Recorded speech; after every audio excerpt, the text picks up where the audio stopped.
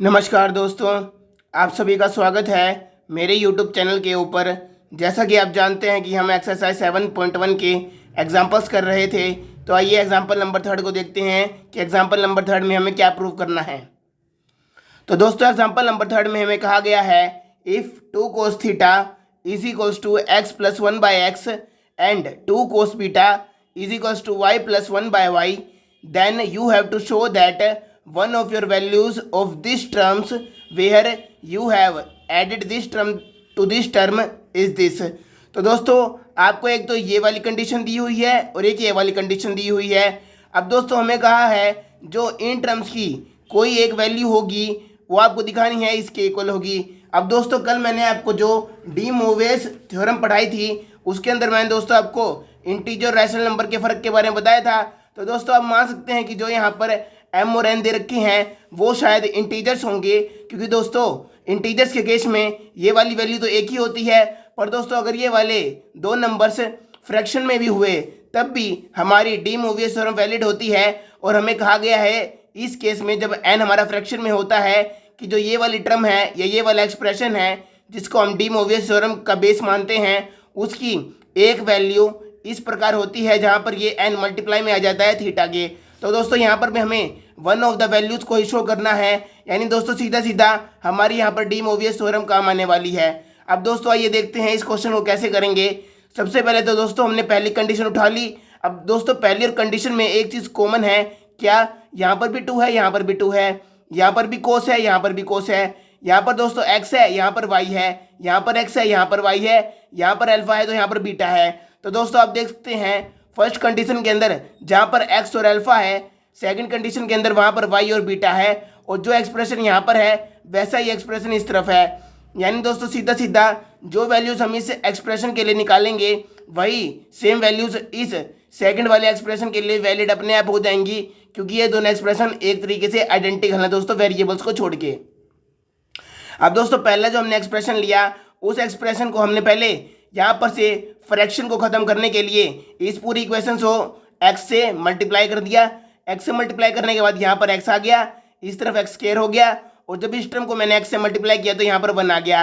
अब दोस्तों इस टर्म को मैं इस तरफ लेके आऊँगा ताकि मैं यहाँ पर एक क्वाड्रेटिक इक्वेशन बना सकता हूँ, क्योंकि यहाँ पर दोस्तों x ही हाइएस्ट पावर 2 है तो ये एक क्वाड्रेटिक इक्वेशन बन चुकी है। अब दोस्तों क्वाड्रेटिक इक्वेशन के रूट्स आपको निकालने आते होंगे जो आप बहुत पहले से ही सीखते आ रहे हैं। तो दोस्तों यहाँ पर हम एक तो दोस्तों स्प्लिट वाला मेथड होता है जो आप देख रहे हैं, यहाँ पर कोस अल्फा है तो वो वाला मेथड तो काम आने नहीं वाला। हम सीधा यहाँ पर क्वाड्रेटिक फॉर्मूले का यूज़ करेंगे जिससे हम अपनी इक्वेशन के रूट बिल्कुल ईजिली निकाल सकते हैं। तो दोस्तों क्वाड्रेटिक फॉर्मूला क्या होता है? -b plus minus root B square minus 4ac upon 2a। तो दोस्तों यहाँ पर b की जगह क्या है? यहाँ पर दोस्तों जो x का कोफिशिएंट होता है वो b होता है। तो दोस्तों -2 कोस अल्फा है b, तो यहाँ पर दोस्तों माइनस भी आता है, यानी इस वाले माइनस से जो यहाँ पर आगे माइनस आया होगा वो कैंसिल हो गया होगा। तो यहाँ बचा 2 cos alpha plus minus under root में b का स्क्वायर, यानी -2 कोस अल्फा का स्क्वायर जो होगा 4 cos square alpha minus 4ac।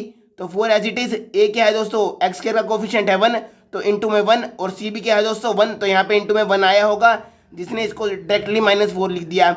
Upon होता है दोस्तों 2a, तो दोस्तों यहाँ पर आ गया 2 और a की जगह हमारा क्या है दोस्तों 1, क्योंकि a क्या होता है x स्क्वायर का कोफिशिएंट है। तो यहाँ पर आ गया दोस्तों 2। अब दोस्तों यहाँ पर और यहाँ पर आप ध्यान से देखिए हमने क्या किया, आगे -4 को कॉमन ले लिया।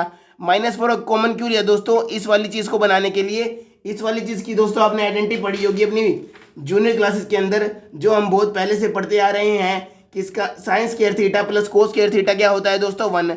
तो दोस्तों जब आपने यहाँ पर 1 माइनस कोस स्क्वायर थीटा किया तो उसकी वैल्यू क्या होती है दोस्तों? साइन स्क्वायर थीटा, क्योंकि ये आपने बहुत पहले से पढ़ रखा है। इसके बारे में ज़्यादा डिटेल में जानने की मुझे नहीं लगता कोई नीड है, क्योंकि ये आपने फॉर्मूला बहुत पहले ही पढ़ा होगा। जब आपने 8 चैप्टर के अंदर दोस्तों 8th क्लास के अंदर ट्रिग्नोमेट्री स्टार्ट की होगी तभी ये फॉर्मूला आपके सिलेबस में आ गया होगा, तो इसको आपको याद रखना है इस क्वेश्चन के लिए। अब दोस्तों यहाँ पर से देखिए जो 4 था उसको अंडर रूट से बाहर लेंगे तो 2 आ जाएगा। इस 2 से दोस्तों ये वाला 2 और ये वाला 2 दोनों कैंसिल हो जाएंगे। यहाँ पर दोस्तों बचा कोस थीटा, दोस्तों हमने इस साइन स्क्वायर थीटा को बाहर ले लिया रूट से, तो यहाँ बचा साइन थीटा। अंडर रूट में क्या बचा होगा दोस्तों? अंडर रूट में बचा हमारा माइनस, और इसके साथ में जो मल्टीप्लाई में 1 होगा वो बचा होगा। अब दोस्तों रूट -1 की वैल्यू क्या होती है? आयोटा, तो हमने यहाँ पर आयोटा लिख दिया। तो दोस्तों कोस alpha plus iota sine alpha बन गया और माइनस वाला ही बन गया। तो दोस्तों हमारी देखिए जो कोस alpha plus minus iota sine alpha है, हम उसमें से प्लस वाली वैल्यू को कंसीडर करेंगे, क्योंकि दोस्तों प्लस वाली वैल्यू क्या ऊपर आप डी मोवियस थ्योरम लगा सकते हैं, क्योंकि यहाँ पर दोस्तों प्लस वाली और माइनस वाली दो वैल्यूज आई हैं, पर हमें तो एक ही वैल्यू से मतलब है, show that one of your values. So दोस्तों हम प्लस वाली वैल्यू को ही कंसीडर करेंगे, क्योंकि हमारी जो डी मोवियस थ्योरम है उसके लिए हमें बीच में प्लस चाहिए होता है, आयोटा के साथ साइन थीटा चाहिए होता है, और जो रियल पार्ट है उसमें कोस थीटा चाहिए होता है। तो दोस्तों हमने क्या दिया कि x की एक वैल्यू ये वाली होगी जो हमने यहाँ से निकाल ली। अब दोस्तों जैसे हमने x की वैल्यू निकाल ली है, क्योंकि ये वाला एक्सप्रेशन और ये वाला एक्सप्रेशन आइडेंटिकल है, बस यहाँ पर अल्फा और x और बीटा और y का ही फर्क है, तो दोस्तों हम कह सकते हैं one of the values of y कि y की एक वैल्यू इस प्रकार होगी जो इसके सिमिलर होगी, जहाँ पर अल्फा है वहाँ पे बीटा आ गया होगा, और ये वैल्यू x की थी, ये वैल्यू y की थी। अब दोस्तों हम निकालेंगे ये वाली टर्म, क्योंकि दोस्तों हम यहाँ पर लेफ्ट हैंड साइड लेके चलेंगे और राइट हैंड साइड को प्रूव कर देंगे। तो लेफ्ट हैंड साइड में पहली टर्म हमारी ये है x की पावर m y की पावर n। तो दोस्तों x की पावर m करेंगे, यानी इस टर्म की पावर ने हमको m कर दिया, और y की पावर को दोस्तों हमने n कर दिया। अब दोस्तों जो हमने डी मोवियस थ्योरम पढ़ी थी उसके अनुसार जो यहाँ पर इंटीजर होता है या फ्रैक्शन होता है वो यहाँ पर एंगल के साथ मल्टीप्लाई हो जाता है, हम कर सकते हैं। तो यहाँ पर दोस्तों हमने m को अल्फा के साथ मल्टीप्लाई कर दिया दोनों तरफ, और यहाँ पर दोस्तों हमने क्या किया n को मल्टीप्लाई कर दिया अकॉर्डिंग टू डी मोवियस थ्योरम जो हम इस चैप्टर के अंदर पढ़ रहे हैं। तो दोस्तों यहाँ पर हमने एक आइडेंटिटी और देखी थी कल, जिसमें हमने पढ़ा था कि अगर डिफरेंट वैल्यूज ऑफ थीटा हो, जब वो आपस में मल्टीप्लाई में दी गई हों, तो यहाँ पर दोस्तों आप अल्फा बीटा गामा और जितनी भी वैल्यूज हैं, अगर ये सभी एक्सप्रेशंस मल्टीप्लाई में हों तो आप इन सभी को ऐड कर सकते हैं, क्योंकि यहाँ पर आपके दो एक्सप्रेशन मिले हैं जो दोनों मल्टीप्लाई में हैं। तो यहाँ पर इस वैल्यू और इस वैल्यू को आप ऐड कर सकते हैं, तो कोस के अंदर ये वैल्यू आ गई प्लस आयोटा, और साइन के अंदर भी सेम वैल्यू आ गई। ठीक है दोस्तों, अब दोस्तों हमारी पहली टर्म निकल गई, दूसरी टर्म के अंदर हमें ये निकालना था।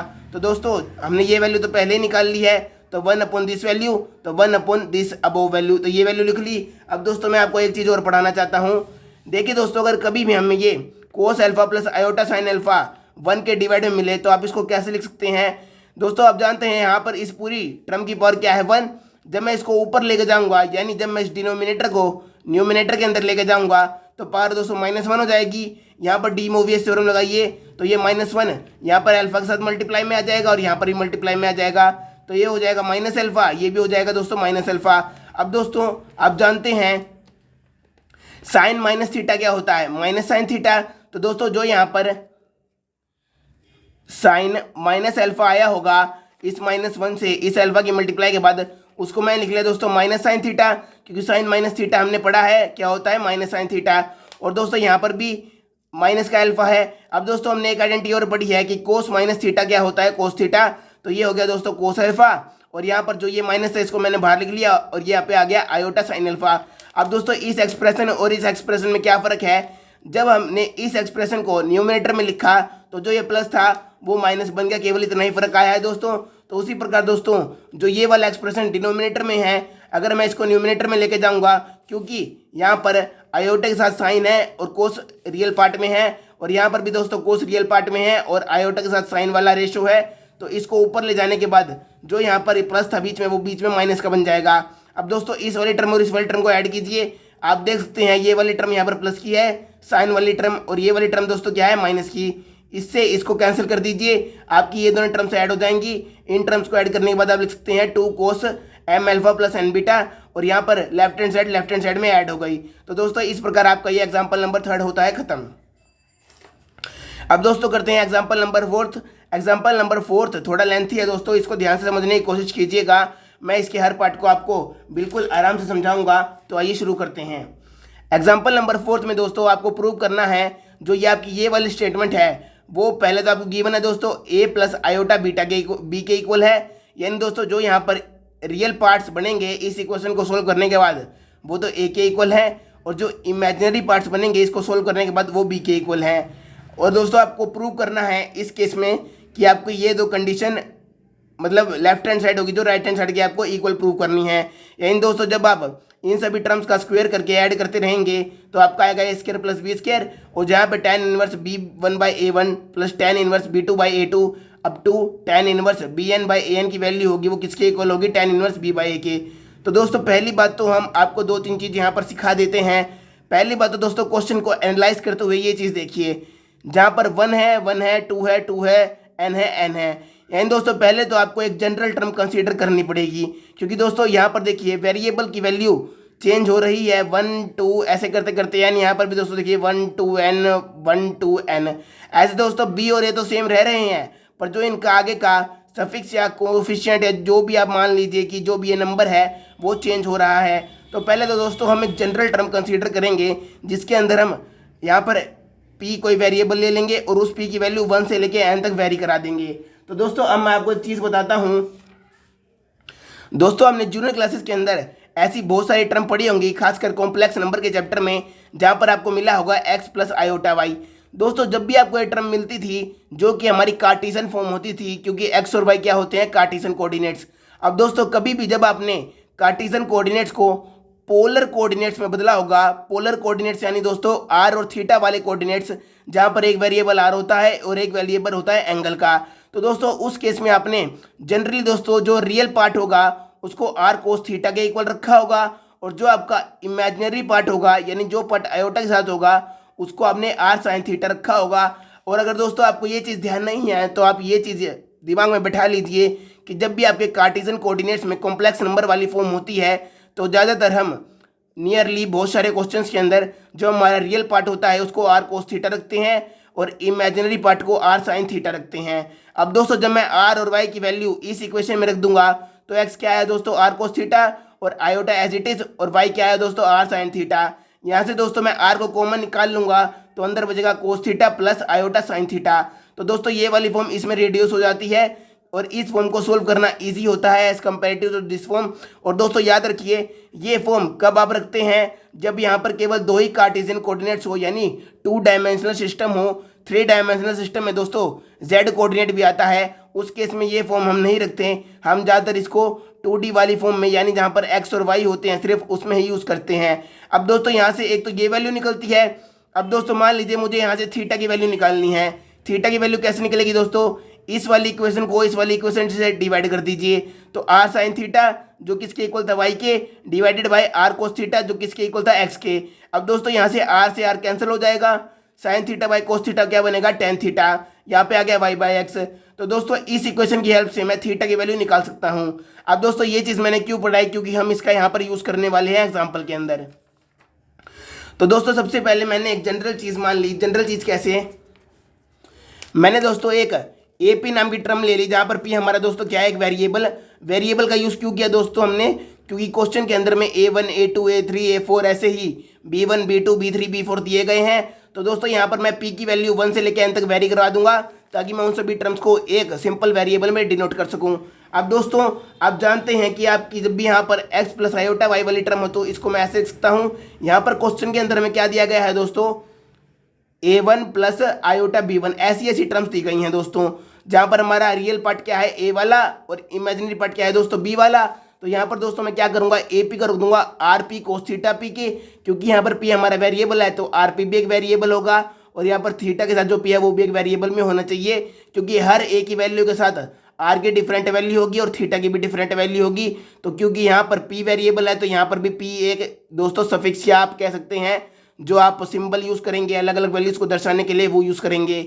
ऐसे ही दोस्तों यहाँ पर बी पी लिख लिया, जहाँ पर आ गया आर पी और साइन थीटा पी। ठीक है दोस्तों, अब दोस्तों हमने जहाँ पर एक्स प्लस आयोटा वाई वाली टर्म बनाई थी वैसे ही दोस्तों क्वेश्चन के अंदर हम बना लेंगे A P plus iota B P, जहाँ पर ए पी की वैल्यू क्या थी दोस्तों R P cos theta P और बी पी की वैल्यू क्या थी R P sine theta P. तो दोस्तों ये चीज़ आपको समझ में आ गई होगी, जिस प्रकार मैंने एक्स प्लस आयोटा वाई बनाया था यहाँ पे, ऐसे ही यहाँ पर A P plus iota B P बना लिया गया है। अब दोस्तों ये वैल्यू तो आपको समझ में आ गई होगी। अब दोस्तों आप इन दोनों को स्क्वायर करके ऐड कीजिए, तो दोस्तों ए पी का स्क्वायर इस तरफ हो जाएगा बी पी का स्क्वायर और दोनों के बीच में एडिशन। यहाँ पे क्या होगा दोस्तों आर पी का स्क्वायर जो कॉमन आ जाएगा, अंदर क्या बचेगा दोस्तों cos square theta P plus sine square theta P. अब दोस्तों आपको आइडेंटिटी ये पढ़ी है हमने बहुत बार कि cos square theta plus sine square theta 1 होता है, क्योंकि यहाँ पर भी थीटा पी है यहाँ पर भी थीटा पी है, यानी जो वैल्यू थीटा की यहाँ होगी वही वैल्यू यहाँ होगी। तो दोस्तों ये वैल्यू 1 हो जाएगी और ये 1 होने से यहाँ पर क्या बचा केवल आर पी का स्क्वायर जो हमने आगे लिख लिया। तो जो ए पी का स्क्वायर प्लस बी पी का स्क्वायर है दोस्तों वो किसके इक्वल आ गया आर पी के स्क्वायर के। अब दोस्तों अगर मुझे यहाँ से थीटा पी की वैल्यू निकालनी हो तो वो मैं कैसे निकालूंगा दोस्तों, मैं साइन वाले से कोस वाले की डिवाइड कर दूंगा। तो इस इक्वेशन से इसको डिवाइड कर दीजिए, तो ऊपर आ गया are P sine theta P, नीचे आ गया are P cos theta P. ये वैल्यू इक्वल थी बीपी के, तो इक्वल में आ गया बीपी, और ये वैल्यू इक्वल थी एपी के, तो यहाँ पे आ गया एपी। यहाँ पर से दोस्तों आरपी से आरपी कैंसिल हुआ, साइन बाई कोस बना टेन, और साथ में आ गया दोस्तों थीटा पी। अब दोस्तों अगर मुझे यहाँ पे थीटा पी की वैल्यू निकालनी है तो ये जो टेन है मैं इसको इस तरफ ले जाऊंगा, इस तरफ ले जाने के बाद ये क्या बना, टेंजेंट इनवर्स। क्योंकि आप जानते हैं दोस्तों जब ट्रिग्नोमेट्रिक रेशो इक्वल टू के इस तरफ जाते हैं तो वो इनवर्स रेशो बन जाते हैं, इनवर्स ट्रिग्नोमेट्रिक रेशोज। तो दोस्तों यहाँ पर जब टेंजेंट इस तरफ आया तो ये बन गया tangent inverse BP by AP. अब दोस्तों ये वाली जो जनरल टर्म्स है जहाँ पर पी एक वेरिएबल या एक सफिक्स की तरह काम कर रहा है, वहाँ पर हम वैल्यूज को पुट करके अपना आंसर निकालेंगे जो हमें दो पार्ट प्रूव करने हैं। तो आइए देखते हैं। पहले दोस्तों हमने क्या किया, पी को पुट किया 1 2 अप टू एन में, किसमें, इक्वेशन नंबर 1 के अंदर। इक्वेशन नंबर 1 क्या थी दोस्तों, इक्वेशन नंबर 1 दोस्तों हमारी ये है। तो यहाँ पर हमने एक एक करके पी को 1 2 अप टू एन पुट किया। एन क्यों दोस्तों, क्योंकि क्वेश्चन के अंदर 1 से लेके एन तक वैल्यूज दिखाई गई हैं। तो यहाँ पर भी हमने पी को 1 2 3 4 अप टू एन पुट कर दिया, और सभी की दोस्तों क्या कर दी, मल्टीप्लाई क्योंकि यहाँ पर हमें मल्टीप्लाई करके पहले ही कहा हुआ है कि जो आपके पार्ट्स हैं उसके अंदर आपको मल्टीप्लाई की आवश्यकता है, तो इसलिए हमने इनकी मल्टीप्लाई कर दी। तो दोस्तों जो इस तरफ आ गया वो क्या आ गया, A1 B1 A2 B2 AN BN iota के साथ आएगा जहाँ पर भी। और दोस्तों यहाँ पर क्या आता है, R cos theta R plus iota sine theta. तो दोस्तों ऐसे करते करते इस टर्म की वैल्यू क्या आई, R1 cos theta 1 plus iota sine theta 1, क्योंकि P यहाँ पर भी 1 है, यहाँ पर भी 1 है, यहाँ पर भी 1 है और यहाँ पर भी 1 है। इस टर्म की वैल्यू आई दोस्तों R2 cos theta 2 plus iota sine theta 2। अगली टर्म की वैल्यू है दोस्तों Rn cos theta n plus iota sine theta n। अब दोस्तों इन सभी की मल्टीप्लाई करके हमने क्या किया, जो हमारे R1 R2 up to Rn है इन सभी को तो अलग लिख लिया, और ये सभी वैल्यू जो cos theta plus iota sine theta थी इन सभी को दोस्तों हमने अलग से लिख लिया। अब दोस्तों जो हमारी आइडेंटिटी थी जहाँ पे हमने पहले पढ़ रखा है कि अगर ये सभी मल्टीप्लाई में हो तो एंगल ऐड हो जाते हैं, तो दोस्तों हम इसमें भी वही यूज़ करेंगे। तो यहाँ पर दोस्तों हमारे एंगल्स क्या है, थीटा 1 थीटा 2 थीटा n। तो दोस्तों ये सभी ऐड हो गए और यहाँ पर भी ऐड हो गए। इसके लिए दोस्तों आप क्वेश्चन के अंदर हमेशा याद रखिएगा कि जहाँ पर आयोटा है वहाँ पर साइन मिलना चाहिए, जो दूसरी टर्म है वहाँ पर कोस मिलना चाहिए, और जो एंगल्स है वो साइन और कोस थीटा के आपस में मैच होने चाहिए, तभी आप ये फॉर्मूला वैलिड तरीके से यूज़ कर सकते हैं। अब दोस्तों इस टर्म को मैंने क्या मान लिया, देखिए दोस्तों यहाँ पर एक तो रियल पार्ट आ गया, एक इमेजिनरी पार्ट आ गया। इस टर्म को मैंने क्या मान लिया दोस्तों, ए प्लस आयोटा बी, क्योंकि दोस्तों हमें क्वेश्चन में कहा गया था कि जब भी आप इन सभी टर्म्स को मल्टीप्लाई करेंगे तो उसकी वैल्यू किसके इक्वल है, ए प्लस आयोटा बी के। हमने इन सभी टर्म्स को मल्टीप्लाई कर दिया, तो मल्टीप्लाई करने के बाद जो हमें टर्म मिली वो किसके इक्वल होनी चाहिए, ए प्लस आयोटा बी के। अब दोस्तों यहाँ पर ए क्या बनेगा, ए हमारा रियल पार्ट है, तो दोस्तों मतलब R1 R2 up to Rn की मल्टीप्लाई किसके साथ होगी, कोस वाली टर्म के साथ। इसकी वैल्यू तो ए बनेगी, और जो पार्ट आयोटा के साथ है वो बी बनेगा। अब दोस्तों आयोटा के साथ साइन थीटा है, और जो ये साइन वाली टर्म है इसकी मल्टीप्लाई यहाँ पर बाहर वाले R1 R2 Rn से भी तो हो रही है ना दोस्तों, क्योंकि ये तो हमने कॉमन निकाल रखा है, यानी इन सभी की मल्टीप्लाई साइन वाले रेशो के साथ होगी। तो ये हमारी बी की वैल्यू निकल गई। अब दोस्तों हम क्या करेंगे, दोनों तरफ स्क्वायर करके ऐड कर देंगे। दोनों तरफ स्क्वायर करके ऐड करने से क्या होगा दोस्तों, यहाँ पर देखिए थीटा की वैल्यू सेम है, यहाँ पर भी दोस्तों जो एंगल है वो सेम है, इन दोनों में एंगल सेम है, तो cos square theta plus sine square theta दोस्तों क्या बन जाएगा 1, और जो इनका स्क्वायर था वो एज इट इज बच जाएगा। तो दोस्तों यहाँ पर करेंगे R1 square R2 square up to Rn square, ये दोनों वैल्यूज कॉमन आ जाएंगी स्क्वायर वाली, अंदर बचेगा cos square theta plus sine square theta. Theta से मेरा मतलब दोस्तों क्या है, एंगल से। तो दोस्तों cos square theta plus sine square theta 1 हो जाएगा, और यहाँ पर स्क्वायर करेंगे तो ए स्क्वायर प्लस बी स्क्वायर आ जाएगा। तो ए स्क्वायर प्लस बी स्क्वायर की वैल्यू दोस्तों आपकी आ गई R1 square R2 square Rn square. अब दोस्तों देखिए हम R किस चीज़ से निकाल सकते हैं, दोस्तों जो हमने जनरल टर्म निकाली थी उसके अंदर हमने देखा था कि जो AP का स्क्वायर प्लस BP का स्क्वायर है वो RP के स्क्वायर के इक्वल है। और दोस्तों जो हमारी यहाँ पर नीचे टर्म आई है उसके अंदर हमारे R1 R2 Rn आए हैं। अब दोस्तों R की वैल्यू हम इस इक्वेशन से आराम से निकाल सकते हैं, क्योंकि यहाँ पर हमें R की वैल्यू निकालनी आती है। हम यहाँ पर P को 1 to n पुट कर देंगे और R1 R2 Rn के स्क्वायर की वैल्यू निकाल लेंगे। तो ऐसा ही करते हैं दोस्तों, और क्योंकि हमारे ये सब यहाँ पर R1 R2 Rn मल्टीप्लाई में है तो इन सभी को मल्टीप्लाई भी कर देंगे। तो दोस्तों यहाँ पर एक एक करके इस इक्वेशन में R1 R2 Rn के स्क्वायर की वैल्यू निकालते रहिए और मल्टीप्लाई करते रहिए। तो दोस्तों R1 का स्क्वायर किसके इक्वल होगा, A1 का स्क्वायर प्लस B1 का स्क्वायर। R2 का स्क्वायर किसके इक्वल होगा, A2 का स्क्वायर प्लस B2 का स्क्वायर, और Rn का स्क्वायर किसके इक्वल होगा, AN का स्क्वायर प्लस BN का स्क्वायर, जो किससे है दोस्तों, हमारी इस वाली इक्वेशन से आ गया। यहाँ पर दोस्तों इन सभी की मल्टीप्लाई की हुई है, तो यहाँ पर आप सभी की मल्टीप्लाई कर दीजिए। मल्टीप्लाई करने के बाद इक्वल टू में आपकी ये वाली टर्म मल्टीप्लाई हो जाएंगी और इक्वल टू आ जाएगा ए स्क्वायर प्लस बी स्क्वायर। यानी दोस्तों जो ये वाली टर्म्स हैं इनका आंसर कितना आया, ए स्क्वायर प्लस बी स्क्वायर। और दोस्तों आप ध्यान से देखेंगे तो यही हमारा फर्स्ट पार्ट था जिसके अंदर हमें इन टर्म्स के स्क्वायर को ए स्क्वायर प्लस बी स्क्वायर के इक्वल दिखाना था। तो दोस्तों ये तो हमारी हो गई पहली टर्म।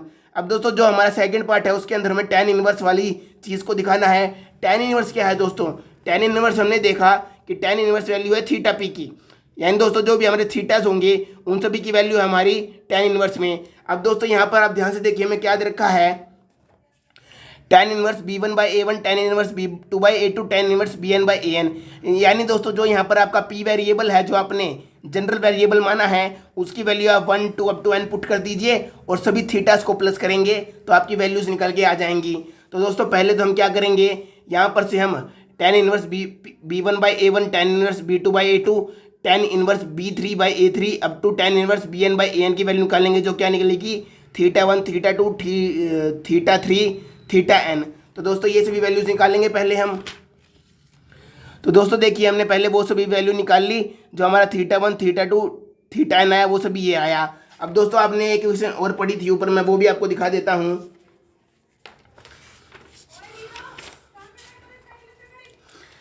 ये देखिए दोस्तों ये वाली इक्वेशन जो हमने पढ़ी थी, यहाँ पर आपको मैं क्लियरली दिखाता हूँ।